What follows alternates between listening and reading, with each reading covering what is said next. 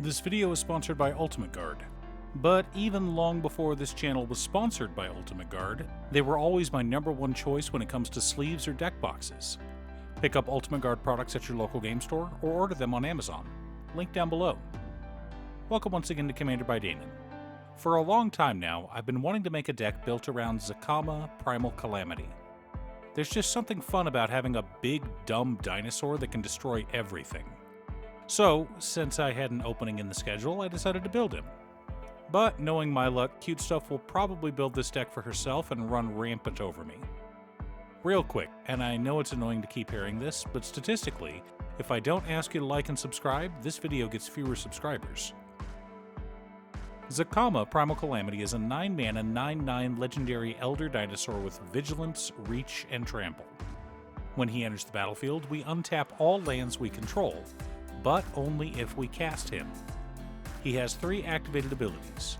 For 2 and a red, he deals 3 damage to target creature. For 2 and a green, we can destroy target artifact or enchantment. Finally, for 2 and a white, we can gain 3 life. For most commander decks, I recommend following a checklist. Something like this. 50 mana sources, usually split between 37 lands and 13 pieces of ramp, 10 pieces of card advantage, 8 to 10 pieces of spot removal, 2 to 3 board wipes, 2 pieces of graveyard hate, and 1 sudden I win card. But for Zacama, we'll be doing something a little bit different. Don't worry, I'll explain it all in a bit. Our land base consists of Command Tower, Exotic Orchard, Sanctum of Eternity, Wooded Foothills, Windswept Heath, Arid Mesa, Scalding Tarn, Misty Rainforest, Marsh Flats, Bloodstained Mire, Verdant Catacombs, Flooded Strand, Jetmir's Garden, Stomping Ground, Temple Garden, Sacred Foundry, Spire Garden, Bountiful Promenade, Spectator Seating, Commercial District, Lush Portico, Elegant Parlor, Gruul Turf, Selesnya Sanctuary, Boros Garrison, Scavenger Grounds, 3 mountains, 5 forests, and 3 plains. Don't worry, it'll all make sense in a minute.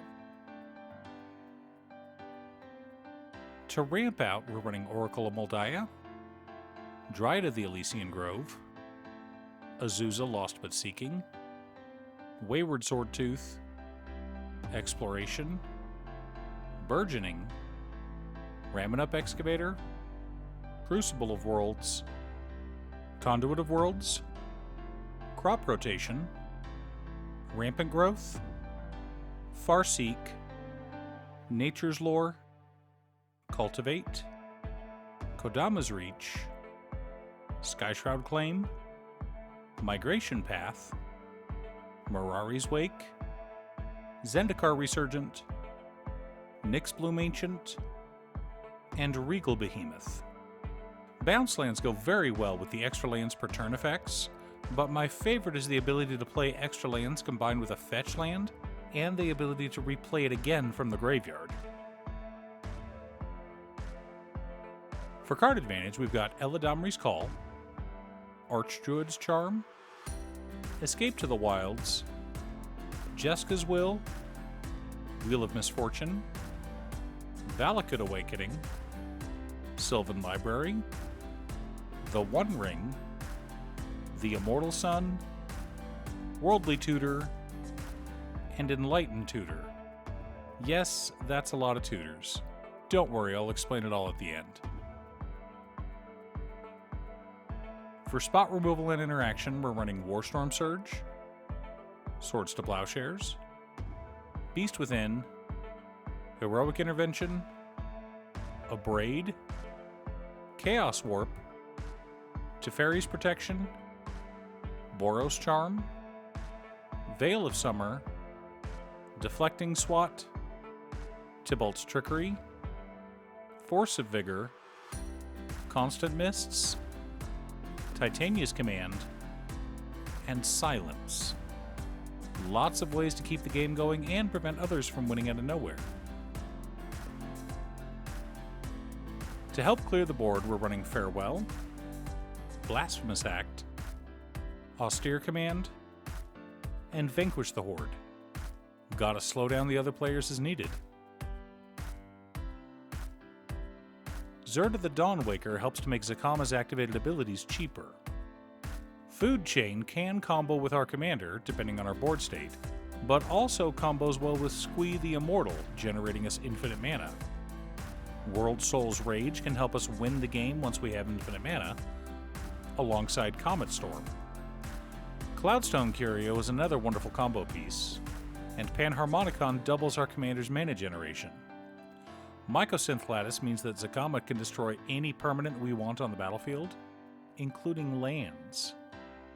Temur Sabertooth combos very nicely with our commander, helping us to close out games. Aetherflux Reservoir is here as an alternate win condition. Finally, our preferred win condition is Repercussion. Now that we have our deck list, let's compare it to our checklist. 60 mana sources split between 37 lands, 21 pieces of ramp, and 1 MDFC. A little high, but we kinda need it.